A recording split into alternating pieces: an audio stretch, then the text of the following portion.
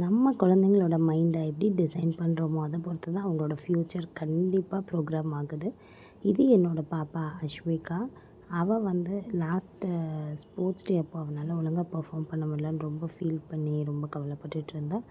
And அதுக்கு அடுத்து வந்தது இண்டிபெண்டன்ஸ் டே காம்படிஷன். அதில் வந்து அவள் ப்ரைஸ் வாங்குறா.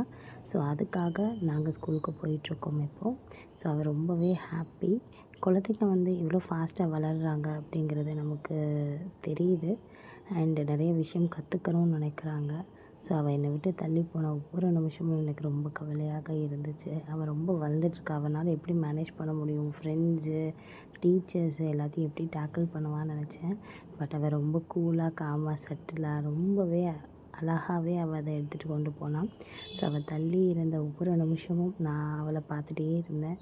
அவள் நான் அங்கேருந்து பார்த்துட்டு என்னை கவனிச்சிட்டே அவளோட ஆக்டிவிட்டீஸை பார்த்துட்டு இருந்தா. ஸோ குழந்தைங்களோட லைஃப்பை நம்ம எப்படி ப்ரோக்ராம் பண்ணுறோமோ அதை பொறுத்து அவங்க லைஃப் ரொம்பவே சூப்பராக இருக்கும். ஸோ எப்படியெல்லாம் நான் அஷ்விகாவோட லைஃப்பை ப்ரோக்ராம் பண்ணுறேன்னு காட்டுறேன். ஸோ இது வந்து அவள் வாங்கின ப்ரைஸு. இந்த புக் அவளுக்கு ரொம்ப ஹாப்பினஸ் கொடுத்துச்சு, எங்களுக்கும்.